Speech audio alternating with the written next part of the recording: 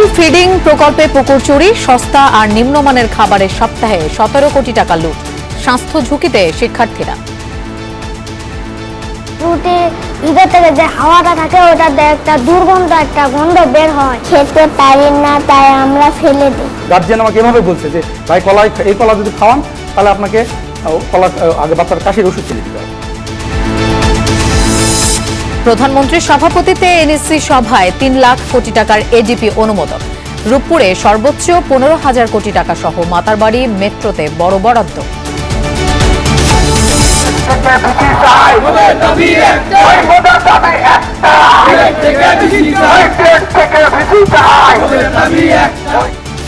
VC নিয়োগকে কেন্দ্র করে আজও ডুয়েটে আন্দোলনকারীদের ব্লকেট। চট্টগ্রামে গ্রাফিতি ইস্যুতে এনসিপি ও মেয়র সমর্থকদের মাঝে উত্তেজনা, 144 ধারা। ঈদুল আজহার দিনক্ষণ নির্ধারণে সন্ধ্যায় চাঁদ দেখা কমিটির বৈঠক। ঢাকার বাইরে জমতে শুরু করেছে কোরবানির পশুর হাট। হামে সিলেট ও কুমিল্লায় আরও 3 শিশুর মৃত্যু। মায়ের বুকের দুধ কম খাওয়ানোয় তৈরি হচ্ছে না রোগ প্রতিরোধ ক্ষমতা। আমরা বাইরে থেকে বেশিরভাগ ওষুধ কিনে আনি, তাদের কাছ থেকে শুধু একটা অ্যান্টিবায়োটিক দেওয়া। আজকে 5 দিন ওষুধ পাচ্ছি, এখন কিছু পাচ্ছি না। ইরানের শান্তি প্রস্তাবের জবাবে যুক্তরাষ্ট্রের 5 শর্ত আলোচনায় এগিয়ে নিতে তেহরান পাকিস্তানের স্বরাষ্ট্রমন্ত্রী মোহসেন নাকভি।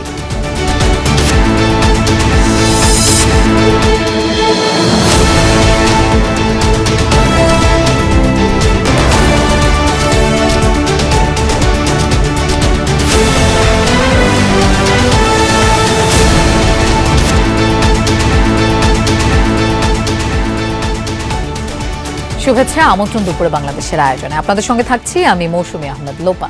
এতক্ষণ শিরোনাম দেখছিলাম। কেমন চলছে সরকারি প্রাথমিকে স্কুল ফিডিং প্রকল্প? শিশুর খাবারে ভাগ বসাচ্ছেন কারা? সস্তা দামের কলা বা ডিমে কাদের পকেটে ঢুকছে কোটি কোটি টাকা? এগুলো নিয়ে দেশের 11 উপজেলায় অনুসন্ধান করেছেন সহকর্মী আলামিন হক অহন। দেখা যাচ্ছে শুধু একদিনে কলা থেকেই পকেটে পোড়া হচ্ছে 1.5 কোটি টাকা। সপ্তাহের ডিম বনরুটি থেকে 15 কোটি, যার ফলশ্রুতিতে স্বাস্থ্য ঝুঁকিতে পড়ছে কোমলমতি শিশুরা। রিপোর্টের জন্য ছবি তুলেছেন লুৎফর রহমান।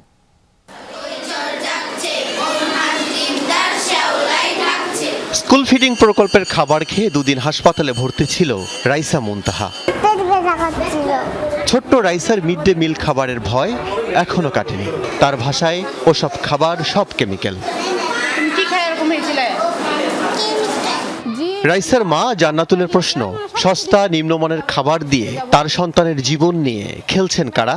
20 টাকার খাবার দিয়ে আমার লাভ আছে কি? লাভ নেই। আর বাচ্চাদের কিছু হয়ে যেতে তাহলে কি করতে পারো?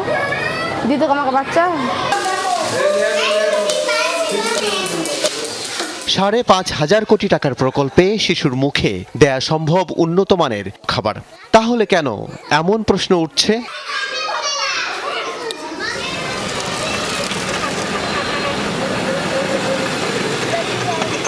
জয়পুরহাটের কালাই উপজেলার থুপসারা সরকারি প্রাথমিক বিদ্যালয়ের শিক্ষার্থীদের জন্য যে দুপুরের খাবার, সেই খাবার এসেছে মিড ডে মিলের। বনরুটি কতটা ঠিকঠাক, ডিম কতটা ঠিকঠাক, সেটি আমরা অনুসন্ধান করব।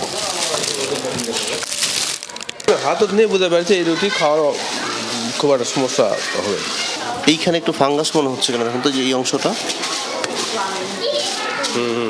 ফাঙ্গাস, যার কারণে এই খামিরটা এই গন্ধটা আসতেছে। বিদ্যালয়ের প্রধান শিক্ষক জিয়াউল হক তিনি বলছেন, এই ঘটনা নিয়মিত। এই ব্যাপারে তাদের কোনো পদক্ষেপ নেয়নি, আজ পর্যন্ত নেয়নি। জয়পুরহাটের কালাই উপজেলার তেলিহার সরকারি প্রাথমিক বিদ্যালয় এসব রুটি দেয়া হবে শিক্ষার্থীদের। 120 গ্রাম ওজনের বানরুটির দাম ধরা হয়েছে 24 টাকা পর্যন্ত। ওজন ঠিক রাখতে ভেজাই রাখা হয়েছে রুটি। খামিরটা ভিজা আছে না, এই রুটিটা খেলে কিন্তু পেটে ব্যথা হবে, আপনারও হবে। আশেপাশের আরো কয়েকটি জেলা ঘুরে দেখতে চাই আমরা। রুটি ভিতর থেকে যে হাওয়াটা থাকে ওটাতে একটা দুর্গন্ধ, একটা গন্ধ বের হয়, খেতে পারি না, তাই আমরা ফেলে দিই। নিয়ম অনুযায়ী ডিম দিতে হবে ন্যূনতম 60 গ্রাম ওজনের। প্রতি পিসের দাম 14 টাকা পর্যন্ত। এটার ওজন 35 গ্রামের বেশি হবে, 40 গ্রামের বেশি মনে হচ্ছে না তো, এরকমই হবে। পেটি সরকারি হিসেবে অন্তত 60 গ্রাম দিতে হবে, সেটি 45 কিংবা 50 গ্রামের বেশি কোনোভাবেই মনে হচ্ছে না। এই আকারের ডিম মেপে দেখতে চাই আমরা। 43 গ্রাম, 39 গ্রাম। আপনার চোখে সবচেয়ে বড় ডিম যেটা সেটা দেন। ও, এটাও 51। 60 গ্রাম না দিয়ে কম ওজনের ডিম দেয় কি লাভ হচ্ছে সংশ্লিষ্টদের জানতে পাবনার একটি খামারে যাই আমরা। মানে 1 টাকা কম বেশ। আচ্ছা, তার মানে ছোট ডিম যদি কেনা যায় তাহলে টাকা কম লাগে। হ্যাঁ, টাকা কম লাগে। 55 গ্রামের থেকে বড়র ভিতরে চলে যায়। যে কারণেই প্রতিদিন অন্তত 30 লাখ শিক্ষার্থীকে যদি 1 টাকা কম করেও যদি দেয়া যায়, সারা বাংলাদেশে প্রতিদিন প্রায় 30 লাখ টাকা নিয়ম বহির্ভূতভাবে কর্মকর্তাদের পকেটে ঢুকছে। শুধু কম ওজন আর দামে সস্তা নয়, অভিযোগ আছে ঠিকঠাক সিদ্ধ না করা আর পচা ডিম সরবরাহের। ডিম কি হয়? আর কলার বিষয়ে স্কুলগুলোর শিক্ষার্থীরা কি বলছেন? মাঝখানে কলা খারাপ থাকে। গার্জিয়ান আমাকে এভাবে বলছে যে ভাই এই কলা যদি খাওয়ান তাহলে আপনাকে কলা আগে বাচ্চার কাশির ওষুধ কিনে দিতে হবে। এই স্কুলের শিক্ষার্থীরা এমন মন খারাপ করে কলা খাচ্ছেন কেন? কলাটা পাকেনি, কষ্ট লাগছে। কলা অনেক শক্ত এবং কষ লাগছে। এই 9-6 থেমে নেই নারায়ণগঞ্জের রূপগঞ্জেও, যেখানে খাবার দিচ্ছেন MS সমতা ট্রেডার্স। আজকে সবচেয়ে বড় কলা দিয়েছে, সেই কলার ওজনটা আমরা দেখতে চাই। 100 গ্রাম ওজনের কলা দেওয়ার কথা, সেই কলাতেও পকেট কাটছেন সংশ্লিষ্টরা। চুক্তি অনুযায়ী 100 গ্রাম ওজনের প্রতিটি কলার দাম 10.5 টাকা পর্যন্ত। এই দামে কোন কোন কলা মেলে? উত্তরাঞ্চলের কলার অন্যতম হাট দুর্গাদহ বাজার। এখানকার কলা যাচ্ছে দেশের অনেক জায়গায়। ওই আর কি 120টা আছে, 3 টাকা 3.5 টাকা পরে আর কি পার পিস। এইটা যেমন 200 গ্রাম, এটা যদি আরো ছোট হয় সেটার দাম তো আরো কম। হ্যাঁ, কম হবে। এটা কি কলা? নওগাঁ থেকে এবার রাজশাহীর গোদাগাড়িতে আমরা।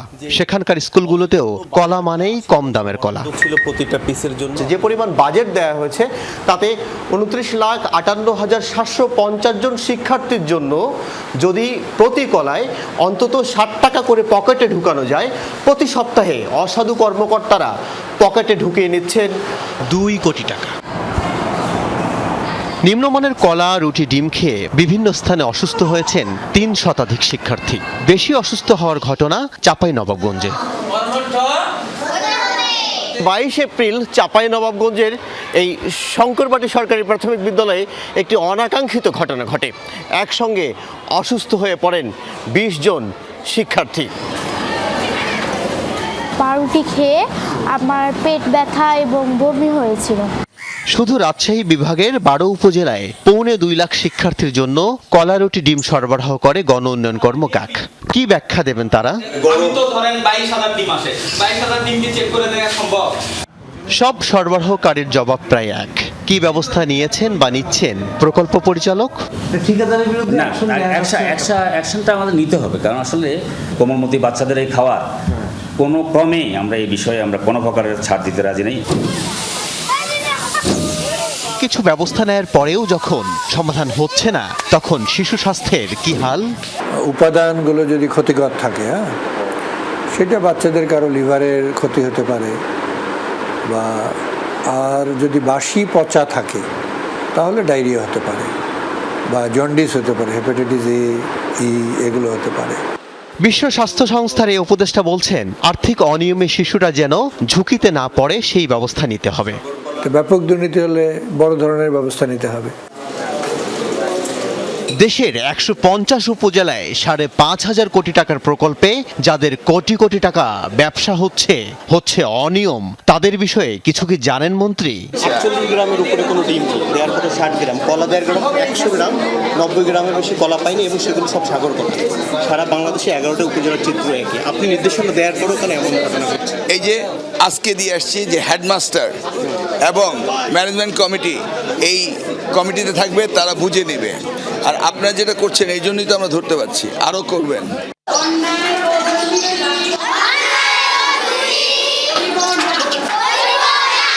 এই শপথ দেশের প্রতিটি নাগরিকের জন্য, কিন্তু সে কথা মনে রাখেনি স্কুল ফিডিং প্রকল্পের সংশ্লিষ্টরা।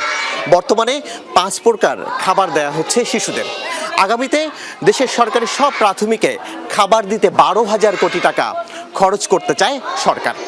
কিন্তু দুর্নীতির লাগাম যদি না টানা যায় তাহলে ফের বঞ্চিতই থেকে যাবে এইসব কোমলমতি শিক্ষার্থীরা। Al Amina Kohon, Jamuna news, Bangladesh. School feeding প্রকল্পে অনিয়ম দুর্নীতি নিয়ে যমুনা টেলিভিশনের সংবাদ প্রচারের পর ঠিকাদারদের তলব করেছে প্রাথমিক ও গণশিক্ষা মন্ত্রণালয়। জরুরি বৈঠক ডেকেছে প্রতিমন্ত্রী ববি হাজ্জাজ। বাতিল হচ্ছে অনিয়মকারীদের কার্যাদেশ। এই বিষয়ে গেল বৃহস্পতিবার শিক্ষামন্ত্রীর দৃষ্টি আকর্ষণ করলে একদিন পরই স্কুল ফিডিং বিষয়ে জরুরি নির্দেশনা দেয় প্রাথমিক ও গণশিক্ষা মন্ত্রণালয়। ছুটির দিন শনিবারে দেয়া সেই নির্দেশনায় বলা হয়, অনিয়ম পাওয়া গেলে সংশ্লিষ্ট ব্যক্তিদের বিরুদ্ধে বিভাগীয় মামলা সহ আইন অনুযায়ী ব্যবস্থা নেওয়া হবে। সরবরাহকারী প্রতিষ্ঠানগুলো থেকে খাবার গ্রহণের পূর্বে সংশ্লিষ্ট বিদ্যালয়ের প্রধান শিক্ষকদের তা পুঙ্খানুপুঙ্খভাবে যাচাই করে নেওয়ার নির্দেশনা দেওয়া হয়।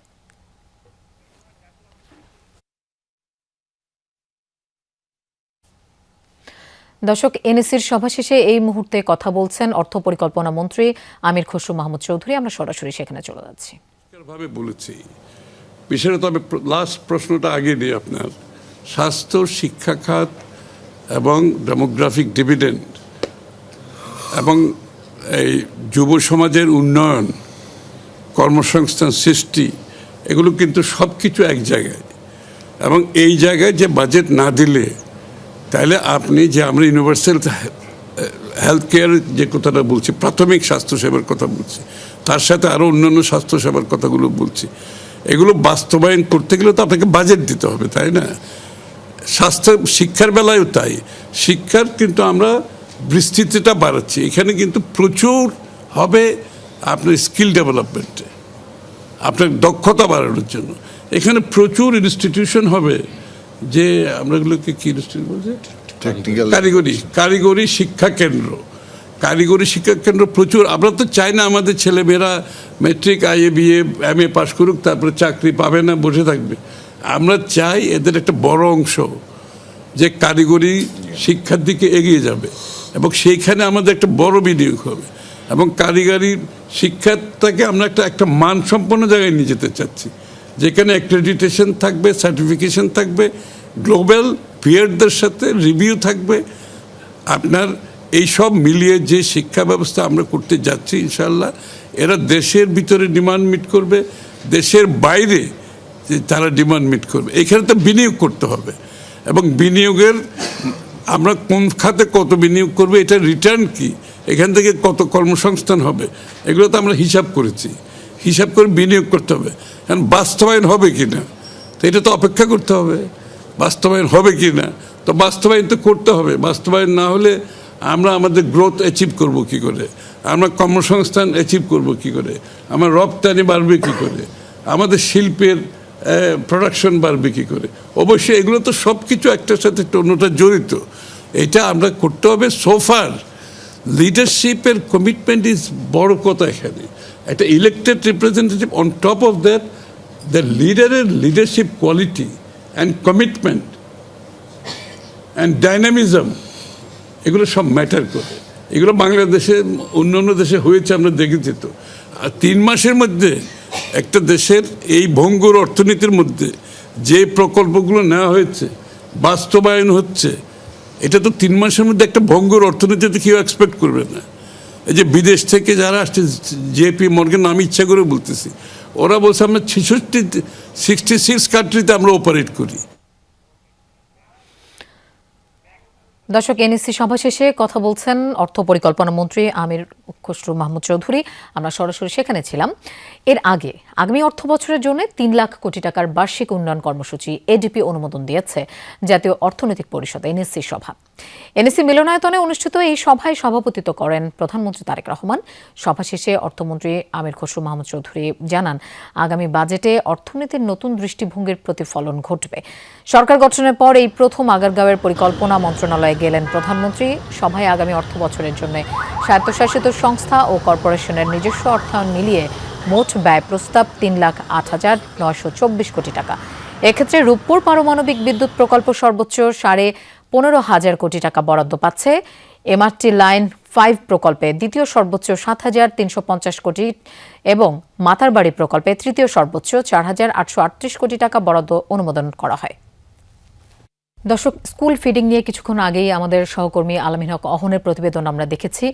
কেমন চলছে সরকারি প্রাথমিক স্কুল ফিডিং প্রকল্প, আমরা এই বিষয়ে একটু সরাসরি মাঠ পর্যায়ের খবর জানতে চাই। সহকর্মী আব্দুল আলিম আমাদের সাথে যোগ দিয়েছেন জয়পুরহাট থেকে। আব্দুল আলিম, আমরা আলামিন হক অহনের প্রতিবেদন দেখছিলাম, খাবারের ক্ষেত্রে একেবারেই অনিয়ম যেটা বলে চূড়ান্ত পর্যায়ে চলে গেছে। আপনি যে স্কুলে আছেন সেখানে কেমন খাবার দেয়া হচ্ছে শিশুদের? লোপা, যে প্রতিবেদন আমরা দর্শকদের, যমুনা টেলিভিশনের দর্শকদের দেখিয়েছি, আলামিন ভাই অহনের সাথে আমিও ছিলাম এবং আমরা শুরু করেছিলাম এই স্কুল ফিডিং দিয়েই মূলত শুরু করেছিলাম থুপসারা সরকারি প্রাথমিক বিদ্যালয়। লোপা, আমরা যেমনটি নিউজে দেখানোর চেষ্টা করেছি, আসলে আমি কিছুক্ষণ আগে এই স্কুলে এসে প্রধান শিক্ষকের সাথে কথা বলেছি। প্রধান শিক্ষক যিনি এখানে দায়িত্ব রয়েছেন তিনি বললেন যে আসলে এখন পর্যন্ত খাবারের মান যেমনটা ছিল তেমনই রয়েছে, খাবারের মান কিন্তু তেমন তারা উন্নতি করতে পারেনি। অর্থাৎ এখনও ছোট সাইজের কলা দেওয়া হচ্ছে এবং কিছু ক্ষেত্রে কলা সিদ্ধ, কলা পুরোপুরি পাকা না, কাঁচা। এবং রুটির ক্ষেত্রে যেটি আমরা দেখিয়েছিলাম যে নিউজে যেমনটি ঠিক তেমনই রয়েছে, রুটির তেমন কোনো উন্নতি হয়নি। প্রধান শিক্ষক যিনি রয়েছেন তিনি আমাকে বলার চেষ্টা করেছেন যে আপনাদের মাধ্যমে হয়তো বা আমাদের খাবার উন্নত হবে, কিন্তু এখন পর্যন্ত সে উন্নত খাবার পরিবেশন দেখিনি। বাচ্চারা কিন্তু সেই রুটি, বিশেষ করে রুটি তারা খেতে চাচ্ছে না, রুটিটা ভেজা রয়েছে এবং রুটিতে কিছু ফাঙ্গাসও পাওয়া গেছে। এই রুটির যে সরবরাহ করা হচ্ছে সেই রুটি কিন্তু এখন পর্যন্ত চেঞ্জ করা হয়নি। স্কুলের শিক্ষক যারা রয়েছেন তারা কিন্তু এই খাবার নিয়ে তারা যথেষ্ট অসন্তুষ্টি প্রকাশ করেছেন আমাদের কাছে এবং এখানকার যারা কর্তৃপক্ষ রয়েছেন তাদের সাথে আমরা কথা বলার চেষ্টা করেছি। তারা বলছে যে পর্যায়ক্রমে এটি মনিটরিং করা হবে, এমন কথা তারা বলছেন। সব মিলে জয়পুরহাটের কালাই উপজেলার সবকটি স্কুলে যে স্কুল ফিডিং দেওয়া হচ্ছে, অধিকাংশ স্কুলে আমরা তদারকি আমরা অনুসন্ধানে গিয়েছিলাম, সেই একই চিত্র আমরা পেয়েছি।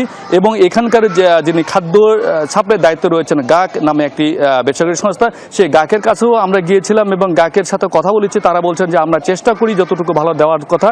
তবে সব মিলে লোপা, সব মিলে যে পরিবেশটি এখন কিন্তু আগে যে খাবার দেওয়া ছিল সেই খাবারের ওই একই রকম খাবারের চিত্র কিন্তু আজকেও আমরা দেখলাম। তবে তারা বলছেন যে যদি খাবার উন্নত না হয় তাহলে হয়তো বা দেখা যাচ্ছে পরবর্তীতে এখানকার শিক্ষার্থী যারা রয়েছে, শিশু শিক্ষার্থীরা, তারা এই খাবারটা গ্রহণ করবে না, এমন কথাও কিন্তু এখানে আমরা স্কুলে এসে শুনছি। লোপা, আলিম, আপনাকে ধন্যবাদ আমাদের সাথে যোগ দেওয়ার জন্য। গাজীপুরে ঢাকা প্রকৌশল ও প্রযুক্তি বিশ্ববিদ্যালয় ডুয়েটে নতুন ভিসির নিয়োগকে কেন্দ্র করে আন্দোলন অব্যাহত রয়েছে। 3 দফা দাবিতে ব্লকেট কর্মসূচি পালন করছেন আন্দোলনরত শিক্ষার্থীরা। সকালে মূল ফটকে তালা ঝুলিয়ে দেন তারা। ব্লকেট কর্মসূচির কারণে বন্ধ রয়েছে বিশ্ববিদ্যালয়ের একাডেমিক ও প্রশাসনিক কার্যক্রম। আন্দোলনকারীদের 3 দফা দাবির মধ্যে রয়েছে নতুন ভিসির নিয়োগ বাতিল করে ডুয়েটের শিক্ষকদের মধ্য থেকে কাউকে উপাচার্য নিয়োগ করতে হবে। রোববারের সংঘর্ষে যারা আহত হয়েছেন তাদের উন্নত চিকিৎসার ব্যবস্থা করা এবং হামলাকারীদের ছাত্রত্ব বাতিল করা। দাবি না মানা পর্যন্ত আন্দোলন চালিয়ে যাওয়ার ঘোষণা দিয়েছেন আন্দোলনরত শিক্ষার্থীরা। নতুন ভিসির যোগদান ঘিরে রোববার দফায় দফায় সংঘর্ষ হয়। উপাচার্যের নিয়োগ প্রত্যাখ্যান করে আন্দোলনে নামা শিক্ষার্থীদের অভিযোগ ছাত্রদল বহিরাগতদের নিয়ে হামলা চালায়। অন্যদিকে ছাত্রদলের দাবি ক্যাম্পাসকে অস্থিতিশীল করতে সাধারণ শিক্ষার্থীদের ব্যানারে সংঘাতময় পরিস্থিতি তৈরি করেছে শিবির।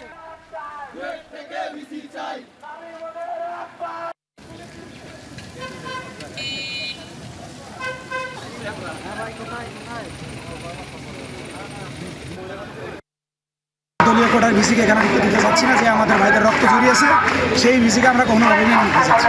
তিনি যদি রক্তপাত পছন্দ করেন, রক্তচোষা হন, তাহলে তিনি কিভাবে আমাদের অভিভাবক? আমরা তাকে কোনোভাবে গ্রহণ করতে পারতেছি না, গ্রহণ করবো না। তার সাথে কোনো সংলাপ নাই। আমাদের নতুন করে ভিসি নিয়োগ দিতে হবে এখানে এবং তার নিয়োগকে বাতিল করতে হবে। দর্শক, আমরা এই বিষয়ে আরো জানবো। গাজীপুর থেকে আমাদের সাথে যোগ দিচ্ছেন সহকর্মী পলাশ প্রধান। পলাশ, ক্যাম্পাসের এই মুহূর্তের পরিস্থিতি কেমন দেখছেন? উত্তেজনা কিছুটা কমেছে কিনা, আর সংকট নিরসনে বিশ্ববিদ্যালয় কর্তৃপক্ষ কি বলছে?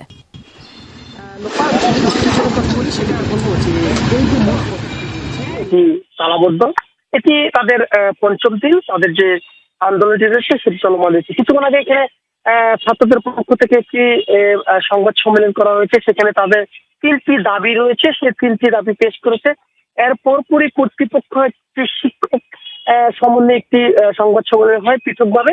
সেটি তো আসলে আমরা গিয়েছি এবং সেখানে যে বিষয়টি আমরা দেখেছি যে সেখানে কিন্তু বলা হয়েছিল যে এই 3টি দাবিতে কিন্তু বলা হয়েছিল যাদের আন্দোলন এখনো চলমান রয়েছে, অর্থাৎ যে নতুন ডিসি রয়েছে সেই ডিসিকে যেন বাতিল করা হয় এবং যে শিক্ষার্থীরা আসলে এখানে আহত হয়েছে তাদেরকে যেন উন্নত চিকিৎসা করা হয় এবং যে শিক্ষার্থীরা তাদেরকে হামলা করেছে সে তাদের যেন শিক্ষার এখান থেকে যেন আসলে তাদেরকে বহিষ্কার করা হয়। এই 3টি দাবি নিয়ে কিন্তু তাদের আন্দোলন চলমান রয়েছে। তারা বলছে যতক্ষণ পর্যন্ত এই 3টি শর্ত পূরণ না হবে ঠিক ততক্ষণ পর্যন্ত তারা আন্দোলন করা হবে।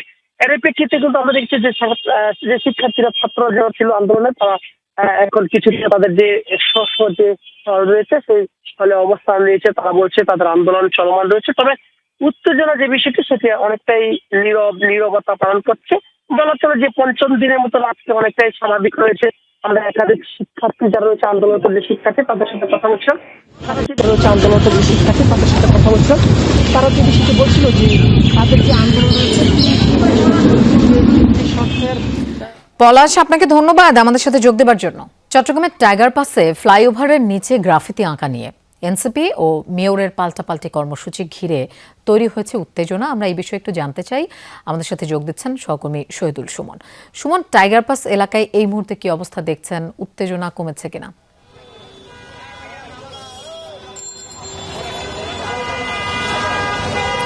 লোপা, কিছুক্ষণ আগে এনসিপির নেতাকর্মীরা এবং সাথে কিছু শিক্ষার্থী এখানে এসেছিলেন গ্রাফিতি অঙ্কন করতে এবং তাদেরকে আসলে পুলিশ বাধা দিয়েছে। বাধা দেওয়ার কারণ হচ্ছে যেহেতু আপনি জানেন যে সকাল থেকে এখানে নিষেধাজ্ঞা জারি ছিল, অর্থাৎ যেহেতু মেয়রের সাথে এনসিপি নেতাকর্মীদের একটি আসলে উত্তেজনাকর পরিস্থিতি পাল্টাপাল্টি এখানে অঙ্কন করাকে নিয়ে, সেক্ষেত্রে আসলে পুলিশের যে কাজ সেটি তারা আসলে করেছেন। কিন্তু এখানকার যারা শিক্ষার্থীরা রয়েছেন তারা আসলে এখানে অনেকটা জোরপূর্বক এখানে অঙ্কন করতে চেয়েছিলেন। আপনি দেখছেন এখানে যারা পুলিশ সদস্যরা রয়েছেন যারা এখানে বাধা দেওয়ার চেষ্টা করেছেন তাদেরকেও আসলে রং ছুড়ে মেরেছেন। বেশ কিছু সদস্যদেরকে আমরা দেখছি তাদের পুরো শরীরে তাদের যে পোশাক রয়েছে সেই পোশাকও আসলে আমরা দেখছি যে তাদের গায়ে পুরো রং। আমরা চেষ্টা করবো একটু পুলিশ সদস্যদের কথা বলার জন্য। কি হয়েছিল আপু, একটু যদি বললে আপনার গায়ে এত রং কোথা থেকে আসলো? আপনার গায়ে এত রং আসছে কিভাবে, এটা একটু বলেন আমাদেরকে। আমরা কিন্তু আসলে শিক্ষার্থীদেরকেও দেখতে পেয়েছিলেন যে তাদের গায়েও কিন্তু অনেক বেশি রং ছেটানো অবস্থায় ছিল। এখানে তো আসলে সকাল থেকেই নিষেধাজ্ঞা জারি ছিল, সেটিতেও তো আসলে আপনারা বাধা দিয়েছেন। আপনি যা করবেন আপনি বলবেন যেহেতু আপনি রংগুলো কেড়ে নিয়েছিলেন কেন? সুমন, আপনাকে ধন্যবাদ আমাদের সাথে যোগ দেবার জন্য। জনকল্যাণমূলক কাজের কারণে সরকারের উপর জনগণের আশার সঞ্চার হয়েছে, এমন মন্তব্য করেছেন বিএনপির সিনিয়র যুগ্ম মহাসচিব রুহুল কবির রিজভী। তিনি বলেছেন, সেই আস্থা নষ্ট করতে কিছু রাজনৈতিক দল নানা বিদ্রূপ করলেও জনগণকে টলাতে পারছে না। প্রধানমন্ত্রী তার বাবার পথ অনুসরণ করে দেশকে স্বয়ংসম্পূর্ণ করার চেষ্টা করছেন। এছাড়া জিয়াউর রহমানের শাহাদাত বার্ষিকী উপলক্ষে 8 দিনের কর্মসূচি ঘোষণা করেছেন বলেও মন্তব্য করেন রিজভী আহমেদ। বাংলাদেশি জাতীয়তাবাদের রাজনীতির স্বপ্নদ্রষ্টা ও মুক্তিযুদ্ধের অন্যতম সেক্টর কমান্ডার শহীদ রাষ্ট্রপতি জিয়াউর রহমান আগামী 30 মে তার 45তম শাহাদাত বার্ষিকী। দিনটি উপলক্ষে দলীয় কর্মসূচি ঠিক করতে সোমবার সকালে নয়াপল্টনে অনুষ্ঠিত হয় বিএনপির যৌথ সভা।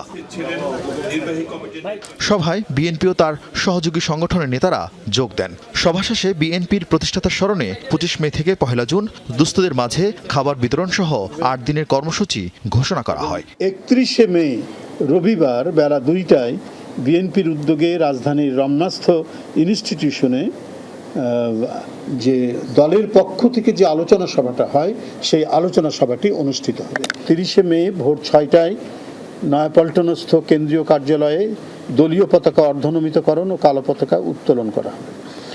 ওই দিন শহীদ রাষ্ট্রপতি জিয়াউর রহমানের মাজারে পুষ্পার্ঘ্য অর্পণ ও মাজার জিয়ারত করবেন। দলীয় কার্যালয়ে ব্রিফিংয়ে বলা হয়, ক্ষমতা আসার পর থেকেই সরকার প্রধানের একের পর এক কর্মসূচি বাস্তবায়ন দেখে জনমনে আস্থা তৈরি হয়েছে। পিতার পথ ধরেই তিনি আবারও এই দেশকে খাদ্যে স্বয়ংসম্পূর্ণ করার জন্য তিনি পদক্ষেপ গ্রহণ করেছেন। আজকে অনেক রাজনৈতিক প্রতিপক্ষ নানা ধরনের কথা বলছেন, নানা ধরনের এটিকে ডাইভার্ট করার জন্য, বিকৃত করার জন্য কথা বলছেন। কিন্তু আজকে জনগণের মধ্যে যে আশার আলো ছড়িয়েছে, জনগণের মধ্যে যে আস্থার তৈরি হয়েছে, সেইটাকে তারা টলাতে পারছেন না। এই কারণে নানা বিদ্রূপ করছেন। এর আগে সকালে বিএনপির সাবেক কোষাধ্যক্ষ মিজানুর রহমান সিনহার দ্বিতীয় জানাজা অনুষ্ঠিত হয় নয়াপল্টন কেন্দ্রীয় কার্যালয়ের সামনে। জানাজায় অংশ নেন মরহুম সিনহার দীর্ঘদিনের রাজনৈতিক সহকর্মীরা। আরিফিন শাকিল, যমুনা নিউজ, ঢাকা। সৌদি আরবে রোববার পবিত্র জিলহজ মাসের চাঁদ দেখা গেছে। সেই হিসেবে দেশটিতে 10 জিলহজ 27 মে পবিত্র ঈদুল আজহা উদযাপিত হবে। আর বাংলাদেশে পবিত্র ঈদুল আজহা বা কোরবানির ঈদ কবে তার চূড়ান্ত সিদ্ধান্ত জানা যাবে আজ সন্ধ্যায়। সেই লক্ষ্যে সন্ধ্যায় ধর্মমন্ত্রী কাজী শাহ মুফাজ্জল হোসাইনের সভাপতিত্বে বৈঠকে বসবে জাতীয় চাঁদ দেখা কমিটি। বিজ্ঞপ্তিতে বলা হয়, হিজরি 1447 সালের পবিত্র জিলহজ মাসের চাঁদ দেখার লক্ষ্যে অনুষ্ঠিত হতে যাওয়া এই সভা আজ সোমবার সন্ধ্যা 6:45 রাজধানীর বায়তুল মুকাররমস্থ ইসলামিক ফাউন্ডেশনের সভাকক্ষে অনুষ্ঠিত হবে। এতে সংশ্লিষ্ট কর্মকর্তা, আলেম ওলামা এবং জাতীয় চাঁদ দেখা কমিটির সদস্যরা উপস্থিত থাকবেন। সভা শেষে জিলহজ মাসের চাঁদ দেখা সংক্রান্ত চূড়ান্ত সিদ্ধান্ত জানানো হবে। সিদ্ধান্ত অনুযায়ী দেশে পবিত্র ঈদুল আজহার সম্ভাব্য তারিখ নির্ধারণ করা হবে। সৌদি আরবের সাথে একই দিন ঈদুল আজহা উদযাপনের ঘোষণা দিয়েছে ওমান, ইন্দোনেশিয়া ও মালয়েশিয়া। সারা দেশে ধীরে ধীরে জমে উঠতে শুরু করেছে কোরবানির পশু বেচাকেনা। দেশের বিভিন্ন হাটগুলোতে এখন মূলত ব্যাপারীদের আনাগোনাই বেশি। রাজধানী চট্টগ্রাম, খুলনা, সিলেট সহ বড় শহরগুলোতে বিক্রির জন্য গ্রামাঞ্চল হাটগুলো থেকে গবাদি পশু কিনছেন ব্যাপারীরা। স্থায়ী হাটগুলোতে ভিড় জমাচ্ছেন ক্রেতারাও। দরদাম যাচাইয়ের পাশাপাশি আগেভাগেই কোরবানির পশু কিনছেন অনেকে। বরাবরের মতোই বড় গরুর চেয়ে দেশি মাঝারি গরুর চাহিদাই বেশি। দাম নিয়ে মিশ্র প্রতিক্রিয়া ক্রেতা বিক্রেতাদের। আগামী কয়েকদিনের মধ্যে বেচাকেনা জমজমাট হয়ে উঠবে বলে জানিয়েছেন হাটের ইজারাদাররা। হাটে চুরি, ছিনতাই ও জাল টাকা প্রতিরোধে তৎপর আইন শৃঙ্খলা বাহিনী। এছাড়া সেবা দিতে কাজ করছে প্রাণী সম্পদ অধিদপ্তরের মেডিকেল টিম। দেশাল গরু একটা কিনতে আছে আপনি 80-90 মধ্যে। গরু আসতেছে, আসলে তারপরে দেখে শুনে কিনবো। ঘুরলাম, দেখলাম মোটামুটি সাধ্যের মধ্যে আছে আর কি গরুগুলা কিনা যায়। বড় গরু পাবনাতে একটু কম চলে, তারপরেও মোটামুটি আলহামদুলিল্লাহ মাঝারি একদম 4 থেকে 6 এর মধ্যে গরুর চাহিদা বেশি। আমাদের প্রশাসনিক ব্যবস্থা আছে, আমাদের নিজস্ব সিকিউরিটির ব্যবস্থা আছে, যাতে ব্যবসায়ীরা সুন্দরভাবে শৃঙ্খলার সাথে নিরাপত্তার সাথে গরু কিনতে পারে। দর্শক, কোরবানির পশু বেচাকেনার খবর জানবো। কুড়িগ্রাম থেকে আমাদের সাথে যোগ দিচ্ছেন সহকর্মী নাজমুল হোসেন। নাজমুল, হাটে পশু সরবরাহ কেমন দেখছেন আর বেচাকেনা কতটা জমলো? লোপা, আমি যদি বলি আসলে হাটে বেচাকেনা খুব একটা জমেনি। আমি যেই হাটে রয়েছি এটা কুড়িগ্রামের কাঁঠালবাড়ি হাট। এইখানটায় আজকে দেখা যাচ্ছে সবচেয়ে বেশি গবাদি পশুর মধ্যে ছাগলের পরিমাণটা বেশি। এখানটায় সরবরাহটা তুলনামূলক অনেক বেশি এবং দামটাও ক্রেতা বিক্রেতা পাল্টাপাল্টি একটা অভিযোগ রয়েছে। ক্রেতাদের অভিযোগ তুলনামূলক গত বছরের তুলনায় এবার ছাগলের দাম অনেক বেশি। এখানটায় আমি একটু উদাহরণ দিতে চাচ্ছি যে ছাগলের কেজি হিসাব করে বলতে গেলে দামটা নির্ণয় করা হচ্ছে। যে ছাগলের যত কেজি ঠিক 1000 টাকা করে কেজি প্রতি নির্ধারণ করে সেই হিসেবে বিক্রি হচ্ছে, যার কারণে বাইরের থেকে যে ক্রেতা আসার কথা সেটা না থাকার কারণে খুব একটা জমজমাট হচ্ছে না। আর এই হাটে আমরা হাট ইজারাদারের সঙ্গে কথা বলছি যে সাধারণত শুক্রবার এবং সোমবার কাঁঠালবাড়ির হাট হয়, এখানটা গরু ছাগল দুটারই হয়। তবে আজকে অনেকটা আমরা দেখছি যে তুলনামূলক গরুর সরবরাহটা একদমই কম।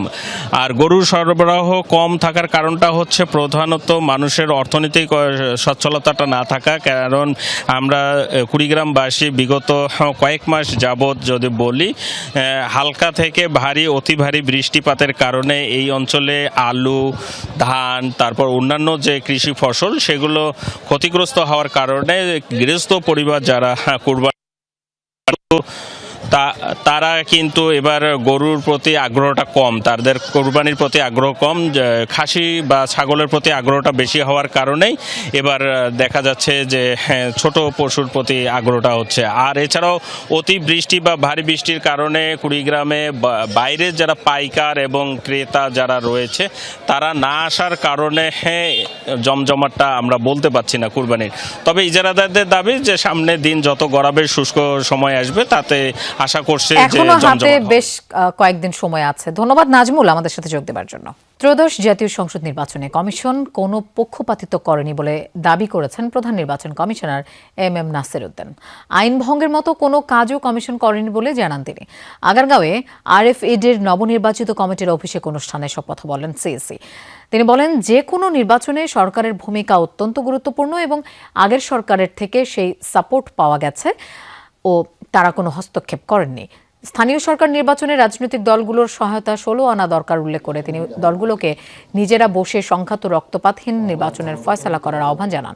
অনুষ্ঠানে বিজেসি চেয়ারম্যান ও যমুনা টিভির সিইও ফাহিম আহমেদ বলেন, দেশে সাংবাদিকতার পরিবেশ কখনোই অনুকূলে নয় এবং সাংবাদিকদের অবহেলার শেষ নেই। অ্যাটকো থেকে এক কঠিন নিয়ম নীতিমালার কথা বলা হয়েছে, যার কারণে সাংবাদিকরা চরম ক্ষুব্ধ বলেও জানিয়েছেন তিনি। এখানে একটা সংস্কৃতি চালু করতে চাই যে শুধু একটা নয়, সব ইলেকশন গুলো জানতে, ইলেকশন বলতে যা বোঝায় ডিকশনারিতে যা আছে ইলেকশন বলতে কি বোঝায় সারা দুনিয়া ওয়েস্টার্ন সভ্য দেশে যেরকম হয় আমরা সেই রকম ইলেকশন যাতে করতে পারি, ইলেকশনের একটা সংস্কৃতি যাতে আমরা ডেভেলপ করতে পারি, এই যে আপনাদের মধ্যে একটা আন্ডারস্ট্যান্ডিং দরকার আমি মনে করি। প্রভিডেন্ট ফান্ড, গ্র্যাচুইটি এই ধরনের কোনো রকমের কোনো সুযোগ সুবিধা নেই এবং একজন সাংবাদিক যদি নোটিশ পিরিয়ড দেয় যে আমি অন্য জায়গায় চাকরি করব, নিয়ম অনুযায়ী আমি যেতে চাই, আপনি তারপর থেকে তার বেতনও দিবেন না, বেতন আটকে রাখবেন, তাহলে ওই সাংবাদিক আপনাকে নোটিশ পিরিয়ড মেনটেন করে যাবে কি করে? হাম উপসর্গে থামছেই না মৃত্যু। 24 ঘন্টায় সিলেটে 2 ও কুমিল্লায় প্রাণ গেছে আরও এক শিশুর। হামের প্রাদুর্ভাব শুরুর পর সিলেটে পর্যন্ত প্রাণ গেল 37 জনের।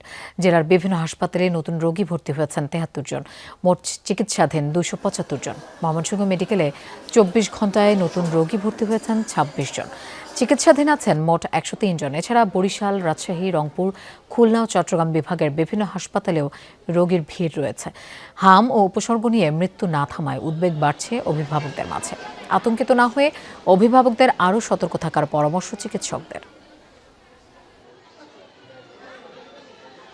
মানে ওর জন্মের 9 মাস বা 15 মাস এই টিকাটা নেওয়া হয়েছে, আর ফিল্ডিং করে যে বর্তমানে টিকা দিতেছে হামের টিকা, ওটা নেওয়া হয়েছে না। নেওয়া না হওয়ার কারণে হয়তো এরকম সমস্যা দেখা দিছে। ওই টিকা না ভরায় ডাক্তার হলে কই যাইতে বার হয়েছে।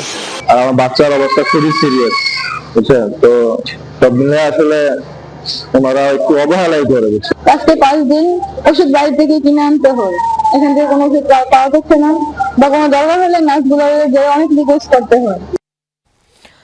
9 মাসের কম বয়সী শিশুদের হাম আক্রান্ত হওয়ার অন্যতম কারণ হলো মায়ের বুকের দুধ কম খাওয়ানো।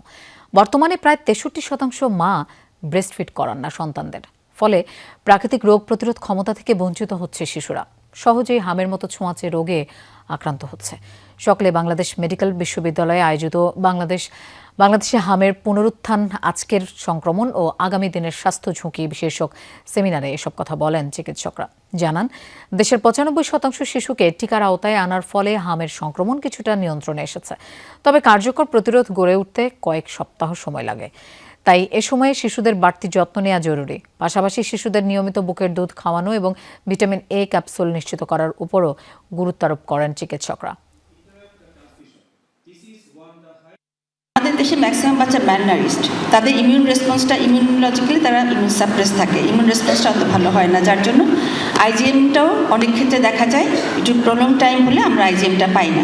সামর্থ্যের মধ্যেও যথেষ্ট চেষ্টা করে যাচ্ছে, কিন্তু আমাদের সকলের সচেতনতা দরকার। অনেকে কিন্তু শখের বশে কিন্তু বাচ্চাকে দুধ খাওয়ান না, 1 বছর বা 2 বছর পর্যন্ত যেটাই বলি না এখন, এটা তাদের বাচ্চার একটা অধিকার, সেই অধিকার থেকে আমরা তাকে বঞ্চিত না করি। ব্রেস্ট ফিডিংটা আমাদের চলুক। কিছু কর্মকর্তার কারণে র্যাব ক্ষতিগ্রস্ত হয়েছে, এর দায় পুরো বাহিনীর উপর পড়তে পারে না বলে মন্তব্য করেছেন স্বরাষ্ট্রমন্ত্রী সালাউদ্দিন আহমেদ। দুপুরে র্যাব সদর দফতরে বাহিনীটির 22তম প্রতিষ্ঠাবার্ষিকীর মতবিনিময় সভায় এমনটা জানান মন্ত্রী। তিনি বলেন, আমেরিকা র্যাবের উপর যে নিষেধাজ্ঞা দিয়েছিল তার কারণ রাজনৈতিক। বলেন, এলিট ফোর্স হিসেবে থাকবে র্যাব। নতুন নাম হবে কিনা তা এখনো ঠিক হয়নি, সরকার চিন্তা করছে। এলিট ফোর্স হিসেবে জবাবদিহিতা থাকবে বলেও জানান মন্ত্রী। বাহিনী রেজ হয়েছে, তার জন্য সুনির্দিষ্ট আইন থাকতে কয়েকজন কর্মকর্তার অ্যাক্টিভিটিস পুরো প্রতিষ্ঠান দায় দায়িত্ব নিতে পারে না। আমরা এখন যার যার নিজস্ব আইনে, সেই প্রতিষ্ঠানের আইনে সেই সমস্ত অফিসারদেরকে অ্যাকাউন্টেবল করার জন্য এবং বিচার আইনের আওতায় নিয়ে আসার জন্য আমরা অলরেডি অনুশাসন দিয়েছি। গ্রামীণ ব্যাংকের ক্ষুদ্র ঋণের সুদের হার বাণিজ্যিক ব্যাংকের সাথে কেন সামঞ্জস্য রাখা হবে না জানতে চেয়ে রুল জারি করেছেন হাইকোর্ট। সোমবার বিচারপতি খিজির আহমেদ চৌধুরী ও বিচারপতি মোহাম্মদ জিয়াউল হকের হাইকোর্ট বেঞ্চ এই রুল জারি করেন। রুলে বাংলাদেশ ব্যাংক, অর্থ সচিব, গ্রামীণ ব্যাংক ও ডক্টর মোহাম্মদ ইউনুসকে 4 সপ্তাহের মধ্যে জবাব দিতে বলা হয়েছে।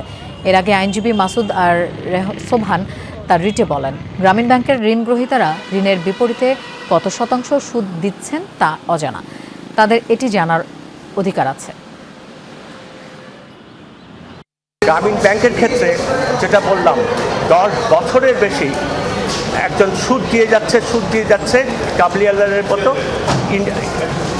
এই প্রিন্সিপাল অ্যামাউন্ট দিতে হবে না, সুদ দাও, এই সুদের উপরেই গ্রামীণ ব্যাংক চলতেছে। যুক্তরাজ্যে চিকিৎসা ও স্বাস্থ্য পরীক্ষা শেষে দেশে ফিরেছেন রাষ্ট্রপতি মোহাম্মদ শাহাবুদ্দিন। সকালে রাষ্ট্রপতিকে বহনকারী বিমান বাংলাদেশ এয়ারলাইন্সের বাণিজ্যিক ফ্লাইট BG202 হযরত শাহজালাল আন্তর্জাতিক বিমানবন্দরে অবতরণ করে। আইন, বিচার ও সংসদ বিষয়ক মন্ত্রী মোহাম্মদ আসাদুজ্জামান, ডিপ্লোম্যাটিক কোরের dean Yusuf SY Ramadan, British high কমিশনের কাউন্সিলর অ্যালিসন জে ক্রস এবং পররাষ্ট্র মন্ত্রণালয়ের প্রধানমন্ত্রী ও রাষ্ট্রপতির কার্যালয়ের সচিবগণ ও ঊর্ধ্বতন কর্মকর্তারা বিমানবন্দরে রাষ্ট্রপতিকে স্বাগত জানান।